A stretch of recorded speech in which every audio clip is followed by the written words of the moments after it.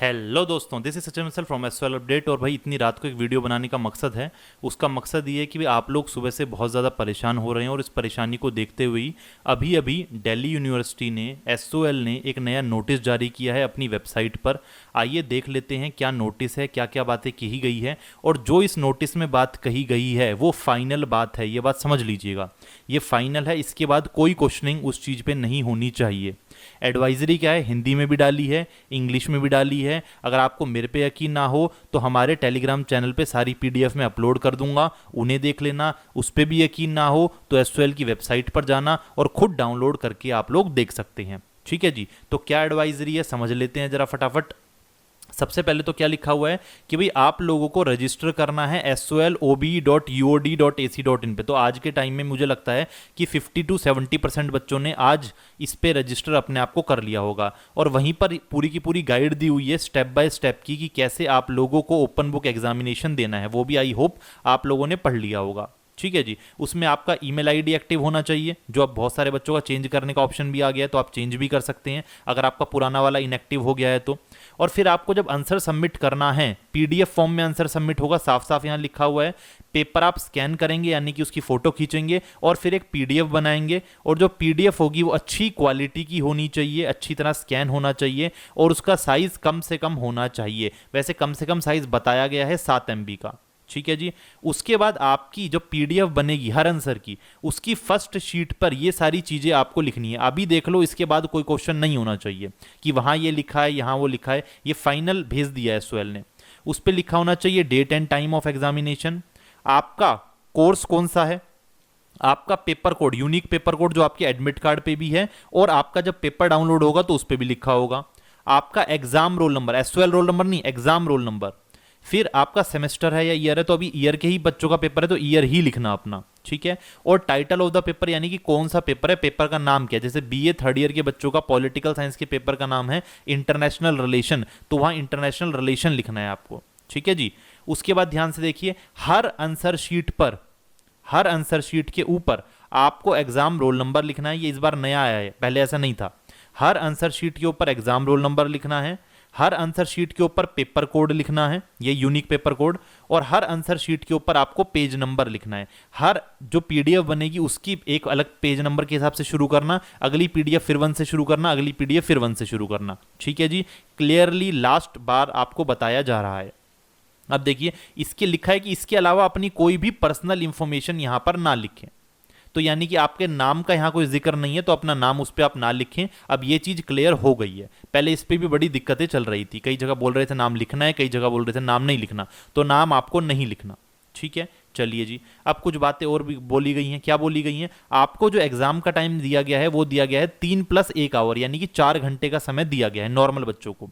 ठीक है, अगर आप लोगों को किसी तरह की कोई इंटरनेट कनेक्टिविटी में दिक्कत हुई, कोई टेक्निकल ग्लिच आया, जैसे आप लोग कह रहे थे ना सर वेबसाइट नहीं चली तो क्या होगा, तो ऐसी अगर प्रॉब्लम हुई तो भाई उसका स्क्रीनशॉट ले लेना, उसे हम कहेंगे डॉक्यूमेंट्री एविडेंस। और उसके साथ आपको 60 मिनट का और टाइम दिया जाएगा, यानी कि 4 घंटे के अलावा 5वां घंटा भी मिलेगा आपको इसको अपलोड करने का, उसी जगह पर अपलोड हो जाएगा।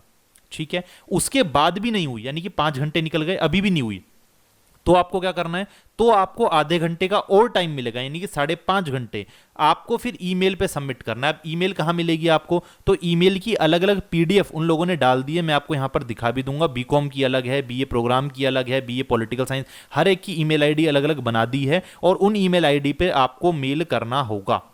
ठीक है जी, वो पीडीएफ भी आपको टेलीग्राम के चैनल पर मिल जाएगी। टेलीग्राम के चैनल का लिंक नीचे आपको डिस्क्रिप्शन बॉक्स में मिल जाएगा। चलिए आगे देखते हैं, आगे क्या है। ये सारा हो गया। अब उसके बाद देखिए, उसके बाद ये कह रहे हैं कि भाई पहले ये लोग जो पोर्टल पे डले होंगे आंसर शीट उन्हें चेक करेंगे, बाद में ईमेल वालों को चेक करेंगे। कहीं ऐसा ना हो कि बच्चों ने 2-2 बार डाल दी हो, तो इसलिए जिन बच्चों का ईमेल पे जो लोग सबमिट करेंगे, हो सकता है कि उनके आंसर को चेक करने में डिले हो जाए, तो उनका रिजल्ट हो सकता है बाद में आए। तो ये बात ध्यान रखना, कोशिश करना कि पोर्टल पे ही हो। अगर बहुत ज्यादा ही कोई दिक्कत आ रही है 5-5.5 घंटे तक, तो फिर आप लास्ट में थक हार के मेल करना। ठीक है जी, जो पीडब्ल्यूडी के बच्चे हैं यानी कि जो दिव्यांग हैं, उनके लिए 4+1 घंटा दिया गया, नॉर्मल 5 घंटे हैं। फिर 60 मिनट का और टाइम दिया गया, यानी कि 6 घंटा। उसके बाद आधा घंटा और दिया गया मेल के लिए, यानी कि 6.5 घंटे। ओके, चलिए वैसे तो कोशिश करना कि अपना जो स्टार्टिंग का टाइम है यानी कि 4 घंटे, उसी में सब कुछ निपटा दो अपना। अगर आप लोगों का पहले पेपर हो जाता है तो पहले भी सबमिट कर सकते हो, उसमें कोई दिक्कत नहीं है, ठीक है ना, लास्ट तक वेट मत करना। अब जैसे यहाँ लिखा हुआ है कि जो मॉर्निंग सेशन है वो 9 से 12 का है, तो उसमें 9 से 12 तो आपका एग्जाम टाइम है, 12 से 1 में आपको सबमिट करना है, ठीक है। इसके अलावा अगर आपके कोई टेक्निकल ग्लिच वगैरह है तो आपको 1 से 2 का टाइम मिल जाता है, यहाँ एग्जाम्पल लिया हुआ है, ठीक है। और अगर यहाँ भी दिक्कत आती है आपको, इस 1 से 2 में भी नहीं हो पाता, तो फिर लास्ट में आपको 2 से 2:30 के बीच में आपको मेल कर देना है फाइनली, ठीक है। अब आगे देखिए, इसी तरह से इवनिंग का बताया हुआ है कि भाई 3 से 6 का पेपर है तो 3 से 6 पेपर करिए, 6 से 7 में ट्राई कीजिए अपलोड करने का, 7 से 8 में यानी यहां तक अगर आपका अपलोड नहीं हुआ तो 1 घंटा और मिल रहा है आपको, यहां पे कर दीजिए डॉक्यूमेंट्री एविडेंस के साथ। यहां पर भी नहीं हुआ तो लास्ट में 8 से 8:30 में मेल कर दीजिए, जो आपको मेल आईडी दी जाएगी। क्लियर है जी। आगे देखते हैं। आगे लिखा हुआ है कि भाई आपको जो पीडीएफ भेजनी है वो उसके लिए अलग से मेल आईडी होगी, हर दिन की अलग मेल आईडी होगी, मैं अभी आपको दिखा दूंगा, और उसी पे आपको मेल करना है। ओके जी, ये सारी बातें हैं, ये सब आपका पूरा का पूरा शेड्यूल है, आप लोग एसओएल की वेबसाइट पर इसे देख सकते हैं। अब आते हैं जरा मेल आईडी पर। देखिए, ये जैसे बीकॉम का है तो बीकॉम में लिखा हुआ है, यहां पे मैं आपको दिखा देता हूं। देखिए, जब आप मेल करेंगे तो ध्यान रखना मेल में अपना रोल नंबर और अपना पेपर कोड जरूर लिख देना, ठीक है ना।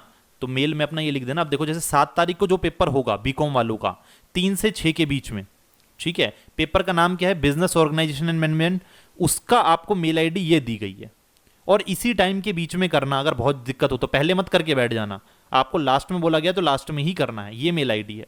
अगर आप 8 तारीख को पेपर देंगे तो 3 बजे एक पेपर है, 3 से 4, एक 4 से 6 वाला, ये पेपर है, तो ये मेल आईडी है उसकी। 9 तारीख को मेल आईडी चेंज हो जाती है, 10 तारीख को मेल आईडी फिर चेंज हो जाती है, तो हर दिन की अलग मेल आईडी है और उसी हिसाब से आपको करना है। ध्यान रखना, पीडीएफ जो है वो 7 MB से कम की होनी चाहिए। पीडीएफ मेल करते हुए सब चीज़ों का ध्यान रखना है आपको। कोशिश करना कि ड्यू के पोर्टल पे ही हो, नहीं हो तो लास्ट ऑप्शन है ये मेल आईडी का जो आपको दी गई है हर सब्जेक्ट वाइज। बीकॉम की अलग पीडीएफ है, बीए पॉलिटिकल साइंस ऑनर्स की अलग है, इंग्लिश ऑनर्स की अलग है, बीए की अलग है, बीकॉम ऑनर्स की अलग है। सारी हमारे टेलीग्राम चैनल पर है, आप लोग देख सकते हैं वहां पर जाके, और अपने पास पीडीएफ को संभाल के भी रखें और बार बार इस तरीके के क्वेश्चन ना करें। तो आई होप आप लोग सारी कहानी समझ गए होंगे। अभी भी कोई परेशानी है, कोई भी दिक्कत है तो भाई हम लोग तो एसओएल हेल्प डेस्क पे बैठे ही हैं आपकी मदद करने के लिए, तो आप लोग हमें क्वेरी कर सकते हैं। एसओएल हेल्प डेस्क का नंबर भी नीचे आपको मिल जाएगा। Thank you very much. This was Sachin Bansal signing off.